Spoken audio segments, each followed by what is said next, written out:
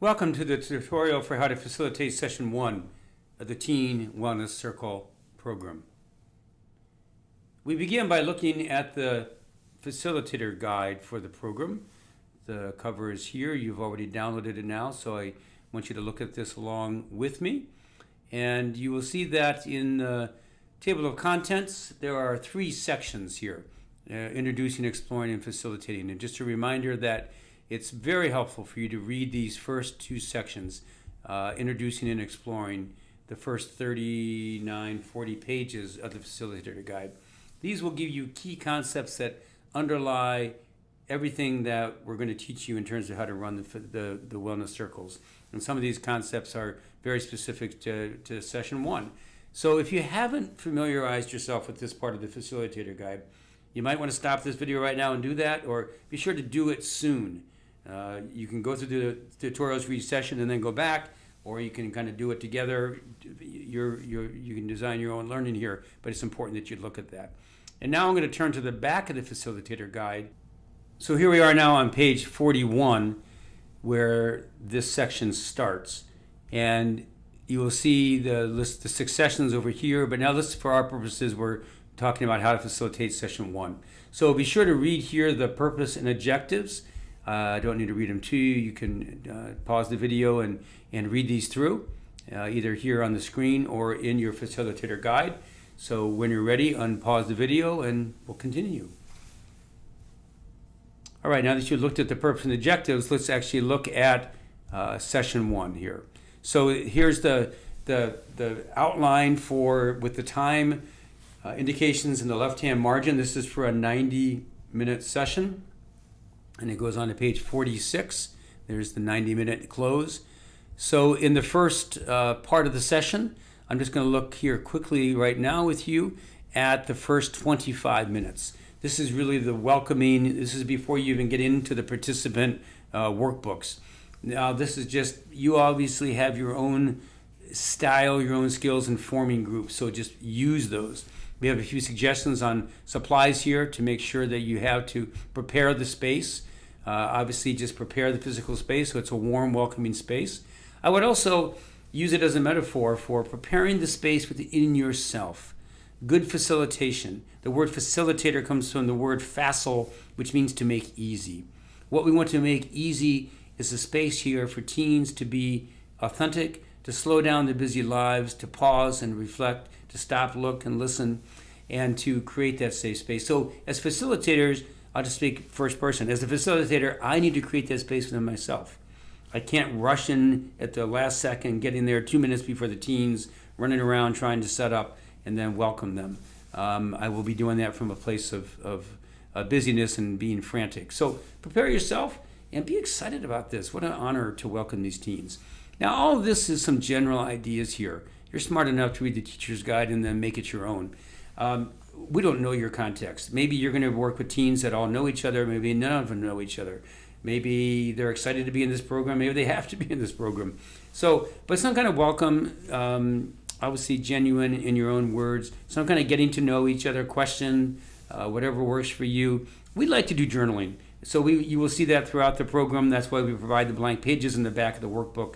And it's just a nice way for the internal processes that are in the group versus the external processors. The internal processors sometimes like to think and reflect and pause before they actually are going to share something. And so this gives them all a chance to do that. It also teaches them a skill, gives them an experience that maybe they don't have with a lot of experience with, just ways to slow themselves down, clarify some of their thoughts, put their thoughts down on paper. Here we have a prompt, what comes to mind when you think of the word wellness. It could be, what do you hope to gain from this program? What are some of the words that come to mind when you think of wellness? Whatever, your own prompt, and then give them some time to share. So that's kind of the opening, the forming the group, and the transitioning. This is really a warm up. If this was a group exercise class, this is like kind of the warm up before you start up in the tempo a little bit and up in the intensity. So this is the warm up, and now we're going to turn to the teaching segment, which is outlined here. But we're gonna turn to the to the participant workbook to go over the teaching segment, the expectations for participants, which you see over here, and the and this part of teaching segment 2 about whole person wellness. So we're gonna you can look at this. You might want to read this again. Pause this. Read this through the teaching segment, expectation participants, and teaching segment. And now we're going to switch over into the participant workbook and teach those things and go over those things from that perspective. Because at this point, you will pass out the participant workbooks, and your teams will be going along with you and looking at them together.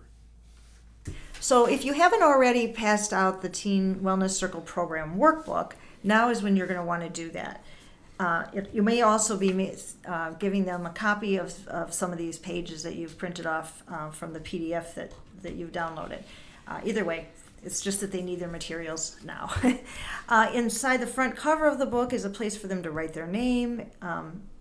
It's important that you mention that whatever they write in this book or on their papers is private, and nobody else is supposed to be looking at that. Then to agree to that is very important. Then you're going to want to go over the next 5 pages. There's a lot of material there explaining to them what a wellness circle it is, what is it they're getting into, what's whole person wellness, what kind of rules are there going to be and expectations for members of the group, what are they going to be learning about, all that kind of stuff. It's just sort of setting the stage before you get into the teaching part of section 1. Now what you're going to want to do is read through this and highlight things that you're going to make sure you want to make sure that you're going to lift up. You do not want to read this to the group or have them read it aloud or anything like that. You'll lose their interest immediately. But just pick up some of the main points that you want to make sure that they understand. And once you've done that, then you can begin your work. I've done sort of the same thing, and I've created some slides here that I want to show you that might give you some ideas of the things that you will want to make sure you cover with them before you begin the teaching lesson of session 1. So on the top of page 2, there's a little section where it welcomes the teens to the wellness circle. And in this, the main things that you're really going to want them to understand is that this is different than a class, that they're used to sitting and listening and learning and that kind of thing. This instead is a trusted place for sharing. It's also a place for setting and working on personal goals and a place to get encouragement and support for others. This is for them. It is not a course or something where other people have expectations for them. On the bottom of page 2 is a section called What is Whole Person Wellness, which is basically what a Teen Compass Wellness Circle is all about. I would actually not dwell on this too much at this point because the lesson for session 1 is called Whole Person Wellness, and you'll be getting into that quite a bit in a few minutes. Then on page 3, at the top, we talk about what wellness circles are. Now there's about 10 things that you'll want to go over all of those, but the 3 that we've lifted out here today are 3 that we want to make sure that you spend some time talking about. We're going to be focusing on possibilities, not problems. A lot of teens will want to come in and start telling you about things that are worrisome to them, which is fine in the beginning, but we really want to focus on possibilities. This is not focusing on their problems, but what they can do about it. They will be creating personal goals that they choose, and then we will be, as a group, you as in your group, will then be supporting each other, taking steps towards reaching those goals. And the other thing we really want to make clear is that a wellness circle is not a substitute for professional help, nor is it a 12-step group or support group. So if you have a teen in your circle who you think really needs some professional help, it would be advised that you help them find somebody. They may still remain in the wellness circle, but this is not a substitute for that. Then at the bottom of the page there is what says expectations for participants. This is very important for you to go over these because it sets the stage for what's expected. That they must be on time. That's really important to get the group started on time and to make as many meetings as possible. This isn't just for their sake, but for the group's sake. Honoring confidentiality of all that is shared in the group is very, very important. I would say that's probably one of the biggest things you want to get across to them. Some teens may say things about their family life or about some of their habits or some of the things that go on at school, And if they're being vulnerable enough to share it, we want to make sure that everybody is respectful and honors that confidentiality. Extremely important. And third, understand that confidentiality will be waived if you, as the facilitator, believe that one of the participants is being harmed or believed to be capable of harming themselves or others. Most of you, or some of you, I don't know actually, may work with and have certain guidelines that you need to follow from your place of work or for your licensure or whatever it is. Make sure that the teens understand that from the beginning, so that if there is something that is very sensitive, they know that you will try to get them help or report it if necessary. Very, very important. There are other things on that group list of expectations on page 3, but you'll have to go over those, decide which ones are most important to you personally. Then if you turn to page 4, the teens are probably not terribly interested in this, but you might want to at least show them that page. These are the lessons that they're going to be finding out about and discussing as a group over the 6 weeks.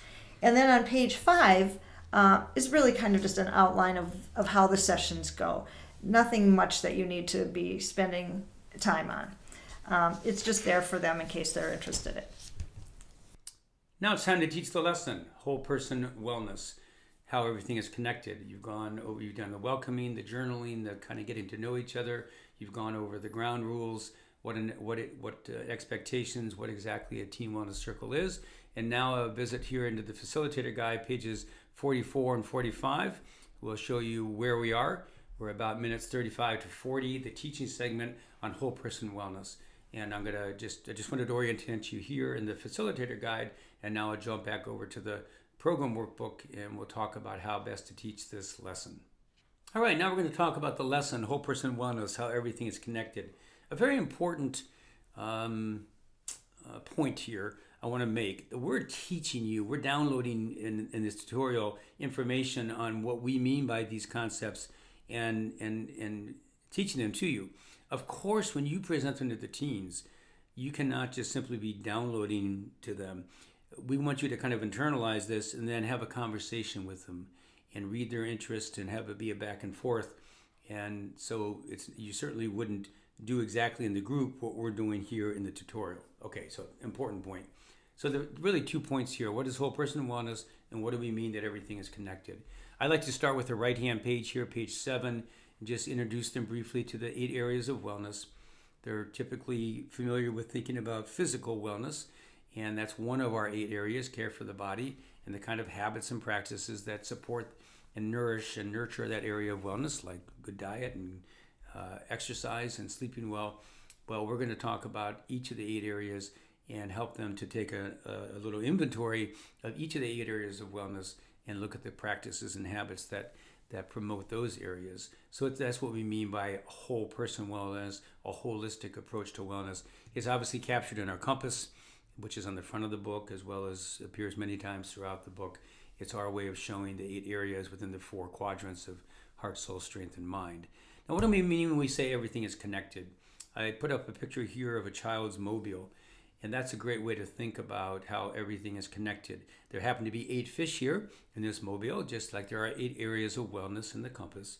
And what is easy to understand in this model, and if you can bring a picture of a mobile, that would be great. Or if you actually have one, you could get, because it doesn't have to have 8 on it, obviously. But what it shows here, if you take one of these fish, and if I grab any one fish and start shaking it, it's going to disrupt and move all of the other fish. The fish that are more connected to it or closer to it maybe will move more, but they'll all be moved by the one being moved. And that's a symbol for, so if there's disruption in one of the areas of wellness in our lives or in the lives of a teen, it will likely affect other areas. And we talk about that earlier in the book in just that little brief section that the paragraph on page 2 that we skipped over, so we would come back to. So that if there's a challenge in any one area of wellness, it often will show up somewhere else, and that's really good information and a good insight for the teens to understand. Now, on the other hand, I can share it. I can use this image and share a positive image. So if the mobile, if a couple of areas on the mobile are shaking, and if I just grab one fish and calm it down or kind of stabilize it, the other fish will start to become more stable as well. And you can talk about, again, do this in kind of a give and take conversation, so an example would be if there was, trouble at home or trouble that might be showing up as trouble in school. And so if you stabilize home, it would maybe help with things at school. If there's difficulty at school and that's causing trouble at home, then changing what's happening at school may calm down what's happening at home. So you can use the examples, come up with your own, ask them to come up with their own of how everything is connected. So those are the two components, whole person wellness and then how everything is connected. And now they're going to get a very experiential idea of all of this as we invite them to introduce them to and then invite them to take the wellness inventory here in session 1. Now, the next thing you're going to want them to do, as you'll see in your facilitator's guide on page 45, is begin the wellness inventory. But first we'll want to introduce this whole concept to the teens. So in their books on page 8 and 9, you'll see that there's an introduction to the Teen Wellness Compass Inventory. And all it is really letting them know that what they're going to do next is take a look at their own life in each of these areas of wellness. And their results will give them a whisper, let's say, of something that they will want to work on over the next 6 weeks. Maybe they'll think to themselves after taking the assessment, I haven't been telling anybody about my emotions. Maybe I need to talk to my parents about that or somebody. Or I'm staying up all night. Maybe I'm not caring for my body very well. Or maybe organization is hurting me. So after they take the inventory, they will get a nice look at their life, a nice picture of what they've been paying attention to currently and what they've maybe taken their eye off the ball a little bit. So we want to help them know that it's wise to pay attention to these kinds of whispers before something turns into a shout. If they continually don't get enough sleep, it could turn into a bigger problem for them. So anyway, then you'll have them look on page 9 and see how what they're going to do actually is there's going to be 10 statements on each area of wellness, and they are going to scale them, 0 for never and 10 for always. And then on each page, they're going to total it, come up with a number, and eventually they're going to be transferring it onto a compass where they'll get a visual of this. A sample of this is on page 10 in their program workbooks. Someone has filled out scored their inventory, and this was their final results. And we can see that this person has some areas of their garden that they have been watering, like care of the body and handling emotions and rest and play. And there's some other areas of their life that they haven't been watering. They maybe haven't been pulling the weeds.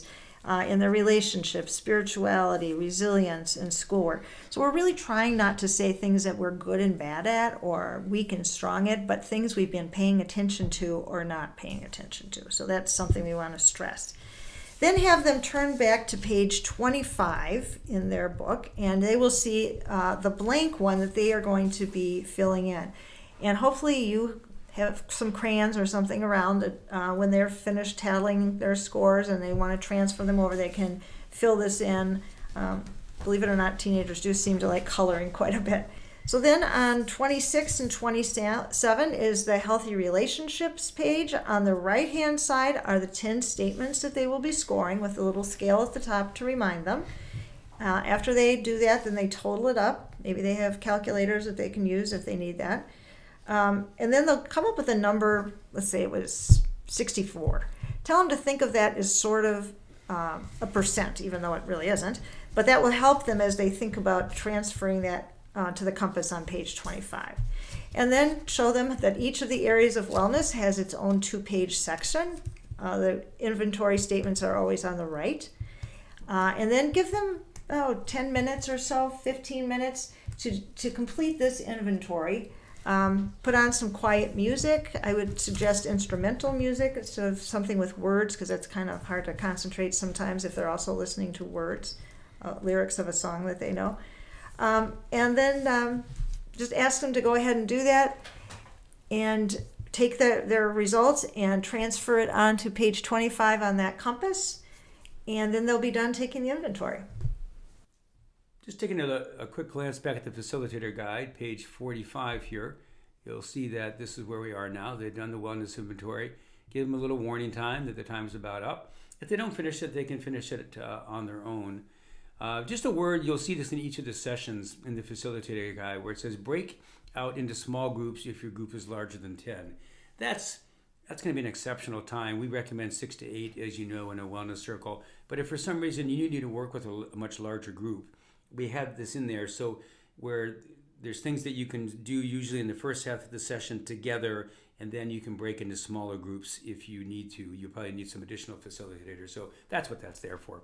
So now that they've taken the wellness inventory, this little sharing time here, we just like to give them it's not an opportunity to share specifics necessarily at all, but just what was that experience like? What was that process like? Give them a chance to bring that into the circle.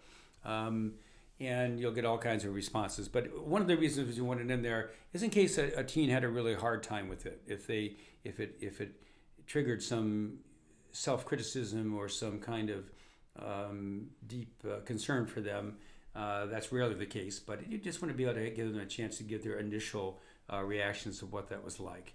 And then now, after they've completed that, we're going to really show them in a sense why we had them do that, and that's this section here from minutes 70 to 85, and that is that they're going to be using this now to complete their mapping the next steps of their journey.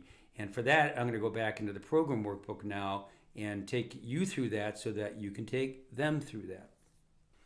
Actually, before we go to the participant workbook, I'm actually going back a few pages in the facilitator guide because there's a really good section here on the mapping the next steps of your journey. You may have already read some of this. Now it'll make more sense, the context of where this comes in. And what we have repeated here, starting on page 35, the insert pages are actually the pages from the teens facilitator, from their workbook with notes around it, okay? So this is a very specific guide here of how to, because what you're doing now is you're introducing them to this, you're teaching them the mapping process, which that, as you'll see on here, it says to be completed between sessions 1 and 2. And so these are really very thorough notes. It'd be hard for us to really elaborate that on it even more, but we'll do that a little bit when we look at the book. But this section is very helpful in your facilitator guide. There's also this section here on the mindfulness practice, which is one of the, over here on page 36 or in their book, page 14, one of the parts of the mapping. A mindfulness practice, just another way of helping them to slow down and be intentional and be reflective about the changes that they're wanting to make. So I just wanted to point that out to you in the facilitator guide, and now we will go into the participant workbook. So now we're back in the participant workbook, and the mapping the next steps of your journey is page 13 and 14. And you will see that it's suggested that you do it as homework between sessions 1 and 2, but if you know your teens and know that there's a low likelihood that they'll be able to do it as homework, then you can make time, hopefully in the first session. You may have to adjust some of your time as you're going through this so that they can go ahead and fill it out, because it's ideal that they have it done so they can start doing what we call their next steps in between sessions 1 and 2. But if you could also do it at the beginning of session 2 if you needed to. But this mapping will become a part of every session. So, but just that little heads up about if you think it's best to start doing it. I would certainly take them through it in the session. And it's very self-explanatory. They list the areas of high satisfaction from their inventory, kind of areas of the garden that are well watered, some areas that need a little bit more attention. And again, in the shaded box there, we use the image of the garden. And then we ask them to choose one area of the compass that they want to begin focusing on in this program. One area that they want to water, that they want to strengthen. We ask them to describe where they are right now and where they would like to be in that area of wellness. And then turning the page, different groups take, we put this in there, some groups love to come up with inspiring quotes. It could be a song lyric, it could be some inspiring wisdom quote that gives them some inspiration. These are just there for them to work with if it connects with them. A lot of groups like this. Some don't get to it as much, The mindfulness practice, again, that you can show them that it's also in the back of their book. It's in the way back of their book. And just explain that in mindfulness practice. You can even do some of these if you want in the sessions. They can be a way of opening the sessions, just doing some quieting, doing some journaling, doing some centering. The idea that if we slow down, and as Holly said it when they were doing the inventories, they're listening to the whispers. When we slow our lives down, we can listen to where we need attention. And so that's what a mindfulness practice is, to help them to do that as well. Will they need support from others to help them achieve their goal? What challenges are they likely to face? And then we ask them to break it down into a kind of a goal. So a goal might be, I want to get my grades up. A goal might be, I want to get more sleep. I want to get more physically active. I want to break up with my significant other. I want to whatever. And that's the goal. And then the next step is the specific step they're going to take to move towards that goal. Because if it's true for adults as well, right? If we just say, I want to get more organized, I want to get in better shape, I want to get more rest, I want to have more playtime in my life, that usually is not going to lead to action. What's going to lead to action is some kind of a specific, what we call next steps, which is just our acronym for a sense that they feel that it's needed. It's something they're excited to do. It's something that they want to do, not something someone else wants them to do, and it's time specific. And then you can have them turn back into their books on page 11 and 12. We have a full description of what next steps are, and they can look at that as well. And we want this to be fun for them. We want this to be something positive that they want to do in their lives. Again, not something that some adult in their life is prescribing. Again, the whole program is based on motivational interviewing. We are not there to prescribe change. We are not there to give advice. We're not there to inflict help. We're there to create an opportunity where they can access from the inside out their own desires for change, something that they actually have positive energy for wanting to make a change. And so they complete this homework. If you can do it in the session 1, that would be great. And then these next steps in creating them each week become the heart and soul of the coaching part of the program.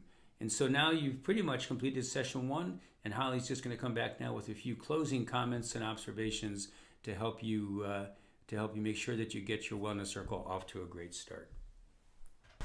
So a few final things before everyone heads off in their different directions until next week. You want to make sure that you have collected their cell phone number so that you can send them a text midweek reminding them to complete mapping their next steps in their books, and congratulating them for caring about themselves enough to spend this time doing this.